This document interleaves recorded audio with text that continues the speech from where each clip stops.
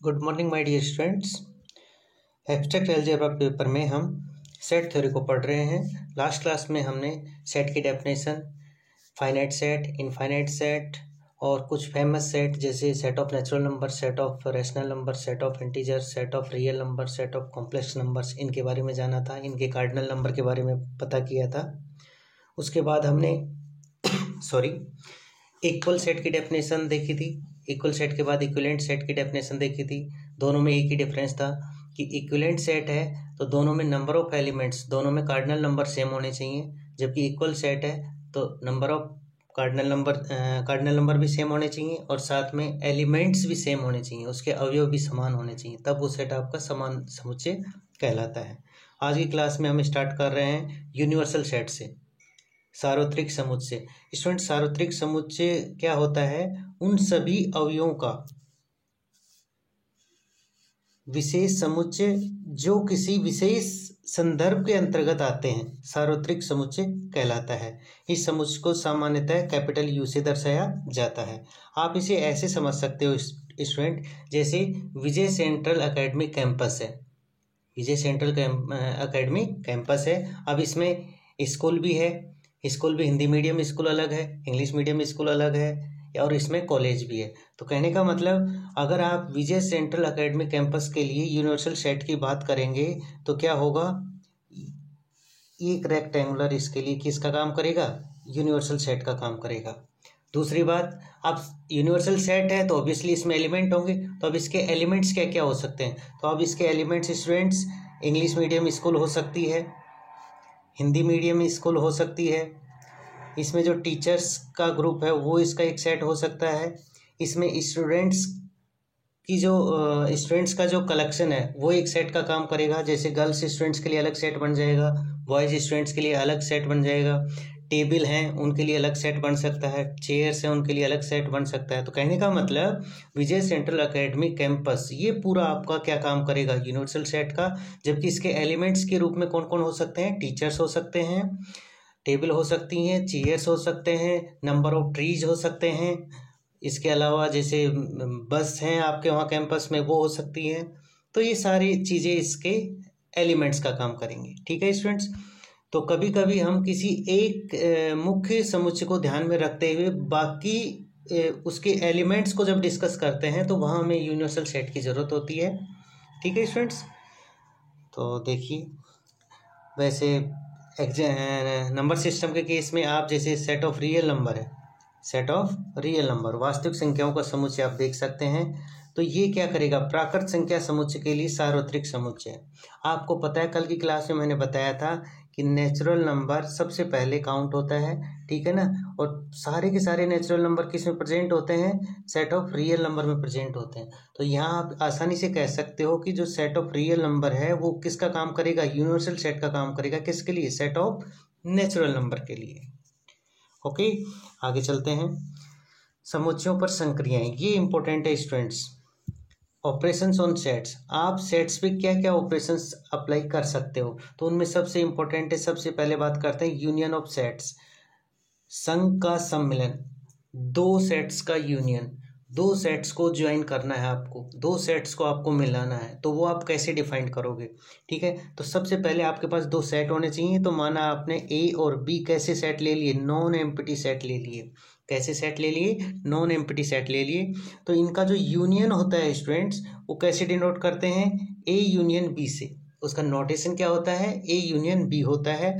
और इसे मैथमेटिकली कैसे डिफाइन करोगे कि ए यूनियन बी किसके इक्वल होता है?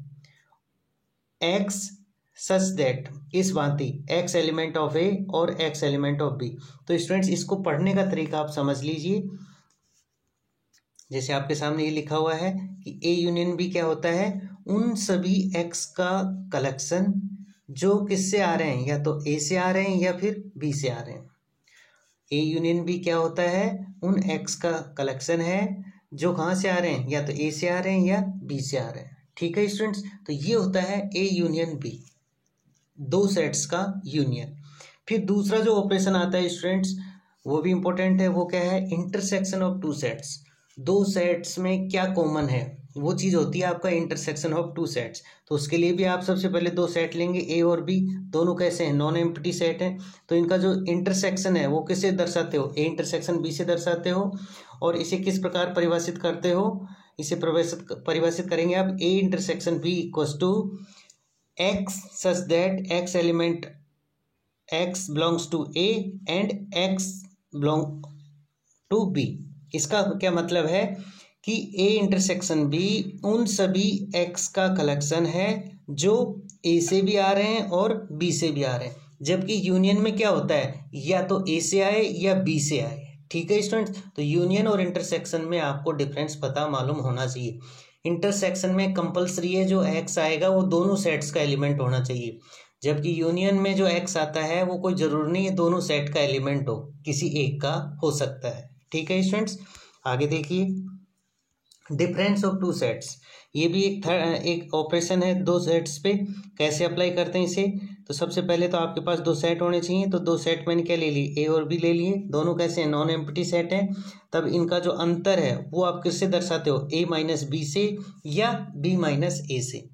आप दोनों चीजें कह सकते हो, ए का बी के साथ अंतर क्या है, बी का ए के साथ अंतर क्या है, what is the difference of A with B, what is the difference of B with A.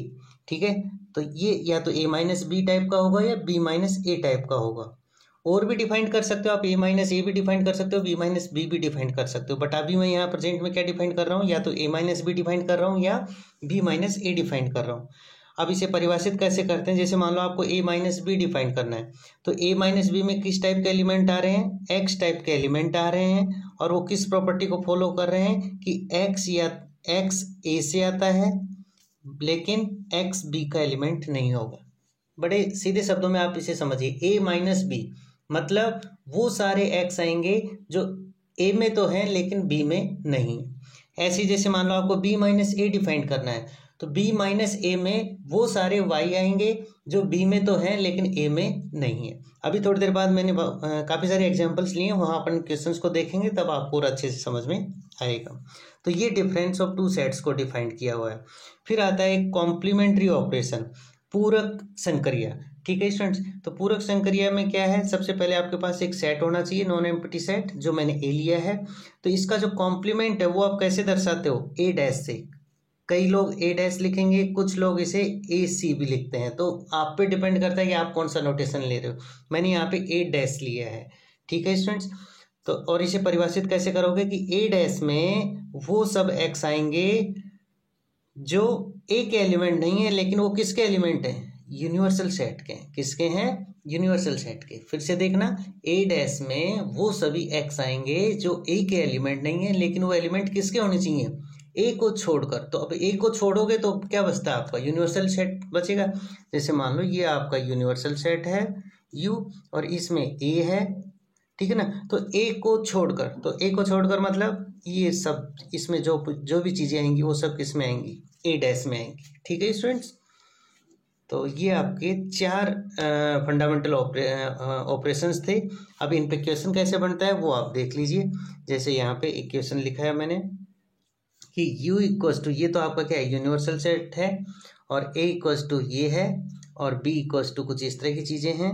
ठीक है, तब आपको ये चीज़ें डिफाइन करनी है, तब आपको ये सब डिफाइन करना है। सबसे पहले आपको a यूनियन b डिफाइन करना है, और उसके बाद a इंटरसेक्शन b डिफाइन करना है, फिर आपको a माइनस b डिफाइन करना है, फिर b माइनस a डिफाइन करना है, फिर a डैश डिफाइन करना है, फिर b डैश डिफाइन करना है, फिर a dash minus a union b define करना है, फिर उसके बाद आपको b dash minus a intersection b define करना है, फिर उसके बाद a union b minus a intersection b बताना है, फिर आपको a यूनियन b का डैश बताना है, फिर आपको a इंटरसेक्शन b का डैश फाइंड आउट करना है, फिर आपको a डैश का डैश फाइंड आउट करना है और b डैश का डैश फाइंड आउट करना है, मतलब कॉम्प्लीमेंट के कॉम्प्लीमेंट।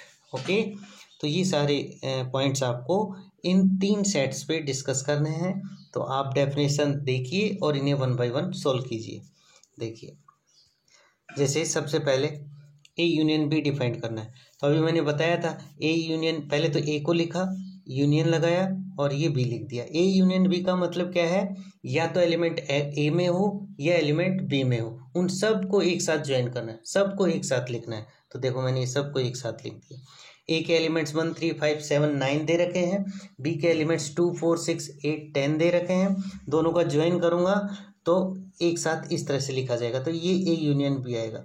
तो अब यहाँ पे बड़ी मजेदार बात क्या है कि ये जो ए यूनियन बी आ रहा है वो आपका क्या आ रहा है, यू ही आ रहा है एक तरह से। तो कोई जरूरी नहीं है हमेशा पूरा यूनिवर्सल सेट आ जाए, लेकिन इस समय आ रहा है तो इसलिए अपन इसको ऐसा भी लिख सकते हैं। दूसरा बताना है आपको ए इंटरसेक्शन बी। तो ए इंटरसेक्शन बी में मैंने क्या बताया था, वो सभी एक्स आएंगे जो या तो ए से बिलोंग कर, जो ए से भी बिलोंग करे और बी से बिलोंग करे, दोनों में होना चाहिए। तो अब जैसे ए के एलिमेंट्स देखो स्टूडेंट्स क्या है, 1 3 5 7 9। बी के एलिमेंट देखो क्या है, 2 4 6 8 10। क्या कोई कॉमन एलिमेंट है? नहीं है। तो कॉमन एलिमेंट नहीं है तो इनमें कुछ भी कॉमन नहीं आएगा। इसका मतलब ए इंटरसेक्शन बी यहाँ पे कैसा बनेगा, नल सेट बनेगा, एम्प्टी सेट बनेगा, रिक्त समुच्चय बनेगा। और रिक्त समुच्चय का कल की क्लास में मैंने नोटेशन क्या बताया था, 5 बताया था। तो प्रेजेंट प्रॉब्लम में ए इंटरसेक्शन बी कितना आएगा, 5 आएगा। हमेशा ए इंटरसेक्शन बी 5 आए ऐसा कोई जरूर नहीं है, ये डिपेंड करता है कि आपका सेट किस टाइप का गिवन है। ठीक है स्टूडेंट्स। उसके बाद देखिए आपको डिफाइन करना है ए माइनस बी। सबसे पहले आपने ए नोट किया माइनस फिर बी नोट किया। ए माइनस बी का मतलब जो एलिमेंट ए में तो है लेकिन बी में नहीं है। फिर से सुनिए स्टूडेंट्स, जो एलिमेंट ए में है लेकिन बी में नहीं है। अब जरा देखिए ध्यान से, ए में 1 है। अब ये 1 अगर ए में है और बी में नहीं है जब तो इस सेट में आ जाएगा ए माइनस बी में, वरना नहीं आएगा। अब बी में 1 है क्या, बी में नहीं है, तो इसका मतलब 1 सेट में आएगा। 3 देखो, 3 सेट ए में है लेकिन बी में नहीं है, तो इसका मतलब 3 भी आएगा।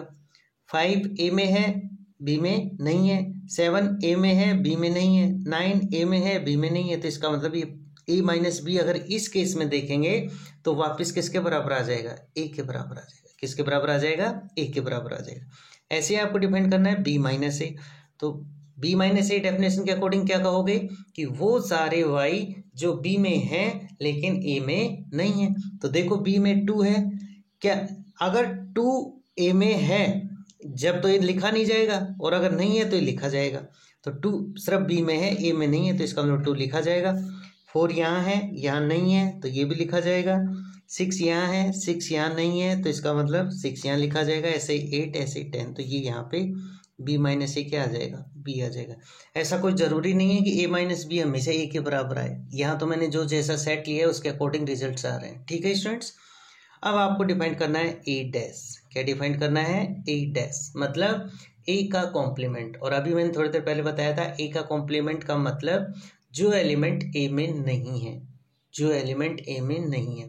तो अभी प्रेजेंट केस में ए में कौन कौन है, 1 है 3 है 5 है 7 है 9 है। इनको छोड़कर बाकी सारे एलिमेंट ए डैश में आएंगे। अब इनको छोड़ने के बाद यूनिवर्सल सेट में क्या बचता है, 2 बचता है, 4 बचता है, 6 बचता है, 8 बच रहा है, 10 बच रहा है। ठीक है, तो ये इसका ए डैश आ जाएगा। तो इस केस में यहाँ पे देखा जाए तो ए डैश किसके बराबर बच रहा है, बी के बराबर बच रहा है। अब आपको क्या निकालना है, बी डैश, बी का कॉम्प्लीमेंट मतलब वो सारे एलिमेंट जो बी में नहीं है। प्रेजेंट में बी में एलिमेंट है 2 4 6 8 10। आपको वो एलिमेंट चाहिए जो बी में नहीं है, तो इन एलिमेंट्स को हटाने के बाद क्या बचता है, 1 3 5 7 9 बचता है, जो वापस किसके इक्वल है, ए के इक्वल है। तो ये ए डैश बी डैश हुआ। उसके बाद आपको डिफाइन करना है A dash minus A union B. अब A dash minus A union B. अब ए डैश थोड़ी देर पहले आपको मिला ही था, क्या था, 2 4 6 8 10। ए यूनियन बी थोड़ी देर पहले आपके पास था, क्या था, सबसे पहला क्वेश्चन यही किया था, ए यूनियन बी, ये आया था। दोनों का डिफरेंस मतलब ए डैश में से माइनस करना है ए यूनियन बी को। तो डेफिनेशन के अकॉर्डिंग वो सारे एलिमेंट जो ए डैश में तो हैं लेकिन इसमें नहीं होने चाहिए, ए यूनियन बी में। लेकिन देखो ज़रा 2 यहाँ पे है लेकिन 2 यहाँ पे भी है, तो इसका मतलब 2 नहीं आ सकता। 4 यहाँ पर है यहाँ पर भी है, तो इसका मतलब 4 नहीं आ सकता। सिर्फ 4 कब आता, जब 4 ए डैश में तो होता लेकिन ए यूनियन बी में नहीं होता, लेकिन 4 तो दोनों जगह प्रेजेंट है, तो इसका मतलब नहीं आ सकता।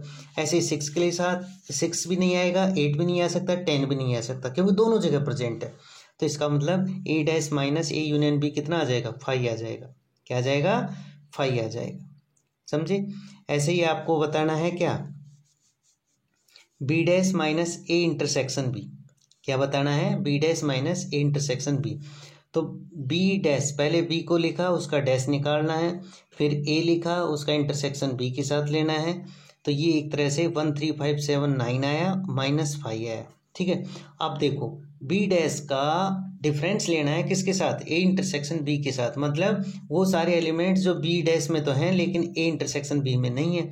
अब देखो 1 है लेकिन 1 5 में नहीं है, इसका मतलब 1 आएगा। 3 यहाँ पे है, 5 में नहीं है तो इसका मतलब 3 भी आएगा, 5 भी आएगा, 7 भी आएगा, 9 भी आएगा। तो ये इसका क्या आ जाएगा, B dash minus A intersection B आ जाएगा, ठीक है स्टूडेंट्स। तो ऐसे आप ये सारे एग्जाम्पल्स आगे कर सकते हो, बाकी पार्ट्स आपके लिए मैंने छोड़े हैं, ठीक है स्टूडेंट्स। फिर उसके बाद बात करते हैं समुच्चयों के संग सम्मिलन सरोनिष्ठ पूरक संकरियों के गुणधर्म, मतलब वो प्रॉपर्टीज जो किस पे डिपेंड कर रही हैं, यूनियन पे, इंटरसेक्शन पे और कॉम्प्लीमेंट्री पे, ठीक है, ये आपको देखना है, ठीक है। तो ये भी काफ़ी इंपॉर्टेंट पॉइंट है स्टूडेंट्स, और ये जनरली स्टूडेंट्स को याद नहीं रहता है, तो मैंने यहाँ कोशिश की आपको अच्छे से समझाने की। सबसे पहले तो आप 3 सेट ले लीजिए, ए बी सी, ये जितने भी रिजल्ट लिख रहा हूँ उसके लिए मैंने 3 क्या 4 भी हो सकते हैं, ए बी सी डी इस टाइप के सेट्स हैं जो कैसे हैं, नॉन एम्प्टी हैं। कैसे हैं, नॉन एम्प्टी हैं, ये नॉन एम्प्टी सेट्स आपने ले लिए। अब इसमें सबसे पहले आता है वर्ग सम नियम, आइडेम्पोटेंट रूल। क्या आता है, आइडेम्पोटेंट रूल। अब स्टूडेंट्स आइडेम्पोटेंट रूल कैसे डिफाइन करते हैं कि ए का यूनियन लीजिए ए के साथ तो वापस क्या आ जाए, ए आ जाए, अगर ऐसा है तो वो आइडेम्पोटेंट एलिमेंट आइडेम्पोटेंट रूल को फॉलो करेगा, ठीक है। बात समझे कि कोई सेट ए है, उसका यूनियन अगर आपने ए के साथ लिया तो वापस क्या आ जाएगा, ए आ रहा है, तो वो आपका आइडेम्पोटेंट रूल को फॉलो करेगा, ठीक है स्टूडेंट्स। तो यहाँ पे एक्चुअल में आइडेम्पोटेंट रूल किसके लिए डिफाइन किया हुआ है, सोचने वाली बात ये है, यूनियन के लिए। किसके लिए, यूनियन के लिए। कोई स्टूडेंट कहे नहीं सर मैं इंटरसेक्शन के लिए डिफाइन करूँगा, कोई बात नहीं, ट्राई कीजिए। ए इंटरसेक्शन ए, बताओ क्या आएगा, ए का ए के साथ इंटरसेक्शन, बताइए क्या आएगा, दोनों में से कॉमन क्या है, ए ही आ जाएगा, क्या आ जाएगा, ए ही आ जाएगा। तो इसका मतलब जो आइडेम्पोटेंट रूल है वो आपका यूनियन के लिए भी डिफाइंड है और इंटरसेक्शन के लिए भी डिफाइंड है, ठीक है, यूनियन और इंटरसेक्शन दोनों के लिए डिफाइंड है। तो ये मैंने इंटरसेक्शन वाला पीडीएफ में लिखा नहीं है, तो ये आप इसे नोट चेंज कर लीजिएगा, ठीक है स्टूडेंट्स। तो सबसे पहला आता है वर्ग सम नियम, मतलब उसमें मेंटेन रहना चाहिए, ए यूनियन ए वापस ए आना चाहिए, ए इंटरसेक्शन ए वापस ए आना चाहिए, तब वो आपका रूल आइडेम्पोटेंट होता है। जैसे उदाहरण के लिए जैसे ए इक्वल टू 1 2 3 ले लिया मैंने, ठीक है। अब 1 2 3 ए यूनियन ए, देखो क्या आ रहा है, ए लिखा यूनियन ए लिखा, वापस क्या आएगा, यूनियन का मतलब जो ए में भी है और बी में भी है, तो यहाँ पे बी की जगह वापस क्या आ रहा है, ए आ रहा है। अब 1 2 3 का ज्वाइन करना है 1 2 3 के साथ, तो वापस क्या आएगा, 1 2 3 आएगा। ये मत कहते ना स्टूडेंट्स कि इसमें 2 बार आएगा, ज्वाइन में जब एक बार लिखते हैं, अगर कोई एलिमेंट्स रिपीट होता है तो उसे लिखते ही एक बार ही है, ठीक है। तो यहाँ 1 भी रिपीट हो रहा है दोनों में, 2 भी रिपीट हो रहा है, 3 भी रिपीट हो रहा है, तो जब एक साथ लिखेंगे तो सिर्फ 1 2 3 लिखा जाएगा 1 टाइम, ना कि 2 टाइम। तो वापस क्या आ गया, ए। और इसी के लिए अगर आप ए इंटरसेक्शन ए निकालोगे तो भी आपको क्या आ जाएगा, ए आ जाएगा। भाई ए के साथ ए का इंटरसेक्शन, मतलब जो ए में है वो ही दूसरे ए में बैठा है, इसका मतलब दोनों में वापस कॉमन क्या आएगा, ए आएगा। तो पहला वर्ग सम नियम इस तरह का है। फिर आता है कम्यूटेटिव नियम। तो कम्यूटेटिव नियम यूनियन के लिए भी होता है और इंटरसेक्शन के लिए भी होता है। यूनियन के लिए होगा तो ए यूनियन बी कैसा लिखोगे आप, बी यूनियन ए, मतलब ए का ज्वाइन करो बी के साथ और बी का ज्वाइन करो ए के साथ, तो वो आपका बताता है कम्यूटेटिव लॉ। किसके लिए, यूनियन ऑपरेशन के लिए। किसके लिए, यूनियन ऑपरेशन के लिए। ये ध्यान से समझना स्टूडेंट्स, बहुत से स्टूडेंट्स बहुत कंफ्यूज रहते हैं कि हो क्या रहा है। कुछ नहीं हो रहा है, 2 सेट हैं और वो सेट यूनियन प्रॉपर्टी को कैसे फॉलो कर रहे हैं। तो ये यहाँ पे अगर ए यूनियन बी बराबर बी यूनियन ए आ जाता है तो वो कम्यूटेटिव लॉ कहलाता है। ऐसे ही इंटरसेक्शन के लिए, तो ए का बी के साथ इंटरसेक्शन लीजिए, बी का ए के साथ इंटरसेक्शन लीजिए, दोनों ही केसेज आपके अगर बराबर आ रहे हैं तो वो आपका इंटरसेक्शन के लिए कम्यूटेटिव रूल फॉलो करेगा। अब ए इक्वस टू ये सेट है, बी इक्वस टू ये सेट है, तो आप आसानी से ए यूनियन बी निकाल सकते हो। तो क्या आ रहा है 1 2 3 4।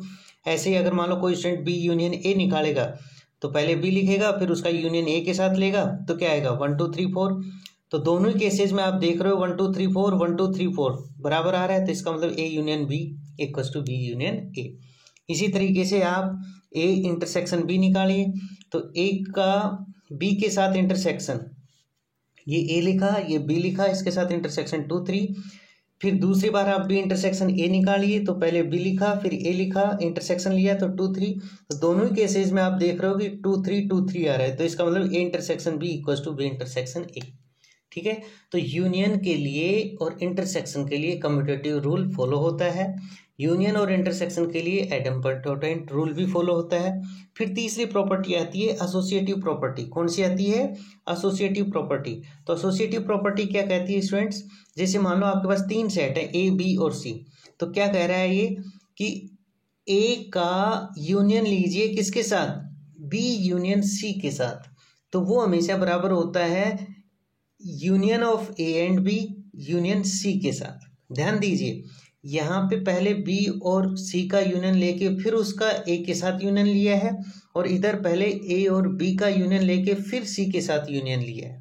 ठीक है, इसी तरीके से इंटरसेक्शन के लिए कि ए का इंटरसेक्शन किसके साथ, बी और सी के इंटरसेक्शन के साथ किसके बराबर होना चाहिए, A intersection B intersection C के इक्वल होना चाहिए। ठीक है, तो ये ऐसे आप ए और बी टाइप के सेट कंसिडर करके आप आसानी से इन रिजल्ट्स को देख सकते हो। ठीक है स्टूडेंट्स, जैसा पहले मैंने किया ऐसी इसी टाइप से हो जाएगा। आप ए लिखो फिर यूनियन लिखिए फिर बी यूनियन सी पहले सोल्व कीजिए, वो जो लेफ्ट हैंड साइड है वो ही आपकी क्या जानी चाहिए, राइट हैंड साइड। जब तो आपकी प्रॉपर्टी फॉलो है, अदरवाइज फॉलो नहीं होगी, लेकिन ये होगी यहाँ पे। ठीक है स्टूडेंट्स, फिर आता है तत्समक rule, identity rule, important. Identity rule क्या करता है स्टूडेंट्स, जैसे ए का यूनियन लिया आपने किसके साथ, फाई के साथ, तो ये आपको वापस क्या दे देगा, वही सेट दे देगा, मतलब यूनियन के लिए वापस वही सेट दे देगा।